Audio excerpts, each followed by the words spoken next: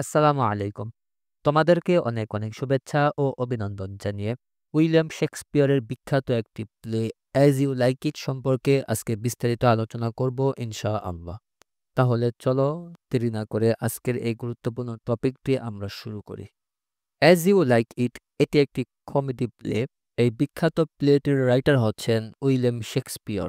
William Shakespeare জন্মগ্রহণ করেছিলেন ১৫৬৪ সালে ইংল্যান্ডে এবং ১৬১৬ সালে ইংল্যান্ডেই তিনি মৃত্যুবরণ করেছিলেন। অর্থাৎ তিনি মোট ৫২ বছর পৃথিবীতে বসবাস করেছিলেন। উইলিয়াম শেক্সপিয়র তিনি ছিলেন একজন প্লেরাইট, পয়েট অ্যান্ড অ্যাক্টর এবং তিনি এলিজাবেথান অ্যান্ড জ্যাকোবিয়ান এইজে বিলং করেছিলেন। আমরা জানি 'অ্যাজ ইউ লাইক ইট' এটি একটি কমেডি, বাট এটি একটি প্যাস্টোরাল কমেডি। এখানে প্যাস্টোরাল শব্দটির অর্থ হচ্ছে গ্রামীণ বা গ্রাম্য পরিবেশ। আর কমেডি শব্দের অর্থ আমরা জানি অভিনয় করা। তাহলে প্যাস্টোরাল কমেডির শব্দটির অর্থ হচ্ছে যে নাটকে গ্রামীণ পরিবেশগুলোকে উপস্থাপন করা হয়, সেগুলোকে প্যাস্টোরাল কমেডি বলা হয়। এছাড়াও স্ক্রিনে একটি প্রশ্ন করা হয়েছে, what is a pastoral style? Pastoral refers to a literary and artistic style that idealizes rural life, often depicting serene landscapes, shepherds, and the beauty of nature. অর্থাৎ প্রকৃতির সৌন্দর্য, গ্রামীণ মানুষ, নির্মল গ্রামের চিত্র, প্রকৃতির মধ্যে বেঁচে থাকা মানুষের আচার-আচরণ, এগুলোকে সাহিত্য এবং আর্টিস্টিকের মাধ্যমে উপস্থাপন করাকেই প্যাস্টোরাল বলা হয়। যাই হোক, কখন উইলিয়াম শেক্সপিয়র তার বিখ্যাত এই প্লেটি রচনা করেছিলেন? বলা হয় ১৫৯৮, ৯৯ অথবা ১৬০০ সালের মধ্যে William Shakespeare 'as you like it' এই প্লেটি রচনা করেছিলেন। এবার আমরা 'অ্যাজ ইউ লাইক ইট' এই প্লেটির টাইম সেটিং নিয়ে আলোচনা করব। কখন এই প্লেটির টাইম সেটিং করা হয়েছিল? বলা হয় ১৫৯৮ সাল থেকে শুরু করে ১৫৯৯ সালের মাঝখান পর্যন্ত এই প্লেটির টাইম সেটিং করা হয়েছিল। অর্থাৎ 'অ্যাজ ইউ লাইক ইট' এই প্লেটির ঘটনা প্রবাহ অথবা প্লটগুলো ১৫৯৮ সাল থেকে শুরু করে ১৫৯৯ সালের মাঝখানে টাইম সেটিং করা হয়। বিখ্যাত এই প্লেটিতে দুটি প্লেস সেটিং রয়েছে। একটি হলো ওয়ারউইকশায়ারের the court and forest of Arden. এখন আমরা 'অ্যাজ ইউ লাইক ইট' এ প্লেটির পারপাস নিয়ে আলোচনা করব। 'অ্যাজ ইউ লাইক ইট' এ প্লেটির রাইটার উইলিয়াম শেক্সপিয়র তার এই বিখ্যাত প্লেটি অনেকগুলো পারপাস নিয়ে রচনা করেছিলেন। এর মধ্যে উল্লেখযোগ্য কয়েকটি পারপাস হলো লাভ অ্যাট ফার্স্ট সাইট, অর্থাৎ প্রথম দর্শনেই প্রেমে পড়ে যাওয়া।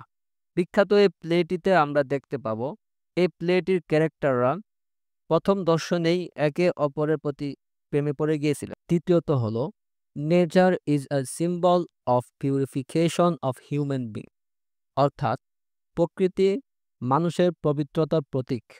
এই বিষয়টি তিনি তার এই প্লেটিতে উপস্থাপন করতে চেয়েছিলেন। এছাড়াও অ্যানমেটি সম্পর্কে এই প্লেটিতে বিস্তর আলোচনা। এখন আমরা এই প্লেটির ক্যারেক্টারদেরকে নিয়ে আলোচনা করব। এখানে অনেকগুলো ক্যারেক্টার রয়েছেন। তাদের সবাইকে একসাথে আলোচনা না করে আমরা তাদেরকে ৪টি পার্টে আলোচনা করব। Part A, court of Duke Frederick. Court of Duke Frederick part এর প্রথম ক্যারেক্টার হচ্ছেন ডিউক ফ্রেডরিক। ডিউক ফ্রেডরিক ছিলেন ডিউক সিনিয়র্সের ছোট ভাই এবং একজন ইউজারপার, অর্থাৎ দখলদার। ডিউক ফ্রেডরিক মূলত ছিলেন ক্ষমতালোভী, তাই তিনি ক্ষমতা পাওয়ার জন্য তার বড় ভাই ডিউক সিনিয়রকে রাজ্য থেকে বিতাড়িত করেছিলেন। এছাড়াও তিনি ছিলেন সিলিয়াস ফাদার, অর্থাৎ এই গল্পের সেকেন্ড হিরোইনের পিতা।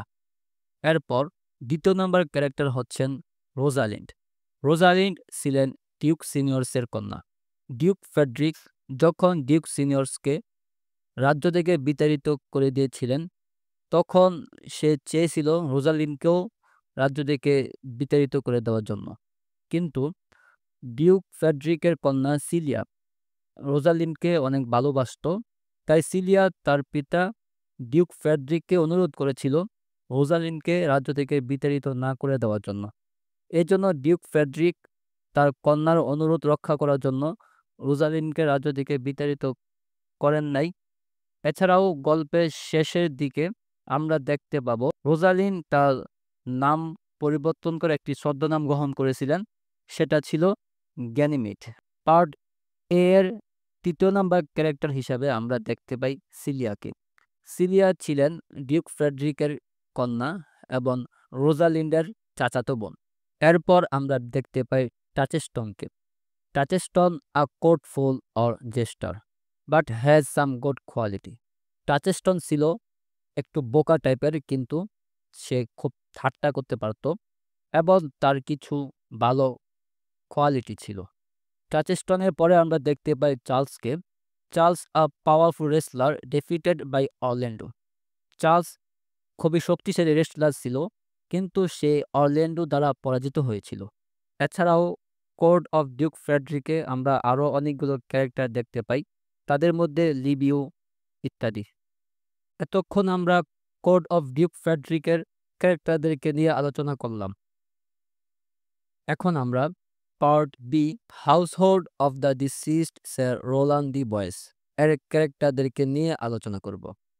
গল্পের প্লটে আমরা দেখতে পাই স্যার রোলান ডি বয়েস নামক এক ব্যক্তি কিছুদিন আগে মারা গিয়েছেন। স্যার রোলান ডি বয়েসের বাড়িতে আমরা অনেকগুলো ক্যারেক্টার দেখতে পাই, তাদের মধ্যে অলিভার ডি বয়েস, যিনি স্যার রোলান ডি বয়েসের বড় ছেলে এবং এই গল্পের হিরো অর্থাৎ অরল্যান্ডো এর বড় ভাই। অলিভার সবসময় তার ছোট ভাই অরল্যান্ডোকে তাদের সম্পদ থেকে বঞ্চিত করার জন্য চেষ্টা করেছিল। এরপর আমরা দেখতে পাই জ্যাক্স ডি বয়েসকে। জ্যাক্স ডি বয়েস ছিলেন স্যার রোলান ডি বয়েসের দ্বিতীয় ছেলে। এই গল্পেতে জ্যাক্স ডি বয়েসকে আমরা শুধুমাত্র একবারই দেখতে পাই। জ্যাক্স ডি বয়েসের পরে অরল্যান্ডো ডি বয়েস, যিনি ছিলেন স্যার রোলান ডি বয়েসের সবচেয়ে ছোট ছেলে এবং এই গল্পের হিরো। অরল্যান্ডো সবসময় তার বড় ভাইকে দোষারোপ করত এবং গল্পের শেষেতে আমরা দেখতে পাই অরল্যান্ডো রোজালিন্ডকে ভালোবেসে ফেলেছিল এবং তাদের বিয়ে হয়েছিল। এরপর আমরা স্যার রোলান ডি বয়েসের বাড়িতে বিশ্বস্ত একটি ওল্ড সার্ভেন্টকে দেখতে পাই, যার নাম ছিল অ্যাডাম এবং তিনি অরল্যান্ডোকে অনেকভাবে হেল্প করেছিল। এরপর সর্বশেষ আমরা দেখতে পাই ডেনিসকে, যিনি অলিভার্সকে বিভিন্নভাবে হেল্প করেছিল। Part C exiled court of Duke Senior in the forest of Arden. অর্থাৎ ডিউক ফ্রেডরিক যখন তার বড় ভাই ডিউক সিনিয়রকে রাজ্য থেকে বিতাড়িত করেছিলেন ক্ষমতা দখল করার জন্য, তখন ডিউক সিনিয়র ও তার সহকর্মীরা মিলে আর্ডেন ফরেস্টে আশ্রয় নিয়েছিল এবং সেখানে ডিউক সিনিয়র একটি রাজ্য অর্থাৎ একটি কোর্ট প্রতিষ্ঠা করেছিল। Exiled court of Duke Senior in the forest of আর্ডেনে আমরা প্রথম যে ক্যারেক্টারকে দেখতে পাই তিনি হচ্ছেন ডিউক সিনিয়র। ডিউক সিনিয়র হচ্ছেন ডিউক ফ্রেডরিক্সের বড় ভাই এবং রোজালিন্ডসের বাবা। এরপর আমরা দেখতে পাই জ্যাক্সকে। Jaques a discontented and melancholic lord. অর্থাৎ জ্যাক্স তার জীবনে সব দিক দিয়েই বঞ্চিত ছিল এবং সে সবচেয়ে বেশি দুঃখী ছিল। এরপর আমরা দেখতে পাই অ্যামেন্সকে। অ্যামেন্স আন অ্যাটেন্ডিং লর্ড অ্যান্ড মিউজিশিয়ান। অর্থাৎ সে গান গাইত এবং ডিউক সিনিয়রকে অনেক সম্মান করত। এরপর বলা হয়েছে lords in Duke seniors forest court. অর্থাৎ ডিউক সিনিয়র্সের ফরেস্ট কোর্টে আরও তার কিছু সার্ভেন্ট ছিল যারা তাকে ফলো করত রাজা হিসাবে। সর্বশেষ পার্ট ডিতে আমরা আলোচনা করব country folk in the forest of Arden. অর্থাৎ ডিউক সিনিয়র ফরেস্ট অফ আর্ডেনে যাওয়ার আগে ফরেস্ট অফ আর্ডেনের বাসিন্দা যারা ছিলেন সেই সব ক্যারেক্টারদেরকে নিয়ে আমরা এখন আলোচনা করব। Country folk in the forest of আর্ডেনের প্রথম ক্যারেক্টার হিসাবে আমরা দেখতে পাই ফিবিকে। ফিবি একজন মেষপালক ছিল এবং সে গ্যানিমেডকে ভালোবাসত। এরপর আমরা দেখতে পাই সিলভিয়াসকে। Silvius a shepherd who loves Phebe. অর্থাৎ সিলভিয়াস ফিবিকে ভালোবাসত, কিন্তু ফিবি গ্যানিমেডকে ভালোবাসত। এরপর আমরা দেখতে পাই অড্রিকে। Audrey a country girl loved by Touchstone, অর্থাৎ টাচস্টন অড্রিকে ভালোবাসত। এরপর আমরা দেখতে পাই কোরিনকে। কোরিন ছিল একজন এল্ডারলি শেপার্ড। তারপর উইলিয়াম আ কান্ট্রিম্যান। এরপর Sir Oliver Martext a curate and clergyman, অর্থাৎ স্যার অলিভার মারটেক্সট তিনি ধর্মপ্রচারক ছিলেন। এতক্ষণ আমরা অ্যাজ ইউ লাইক ইট এই প্লেটির ক্যারেক্টারদেরকে নিয়ে আলোচনা করলাম। এখন আমরা আলোচনা করব এই প্লেটির থিমগুলো নিয়ে। তো বন্ধুরা, অ্যাজ ইউ লাইক ইট এই প্লেটির থিমগুলোর মধ্যে একটি গুরুত্বপূর্ণ থিম হলো লাভ। উইলিয়াম শেক্সপিয়র তার এই প্লেটির মধ্যে লাভ অ্যাট ফার্স্ট সাইটকে হাইলি রেকমেন্ডেড করেছেন। এরপর আমরা দেখতে পাই ফরগিভনেস। বিখ্যাত এই প্লেটিতে ক্ষমা করার উদারতা আমরা দেখতে পাই।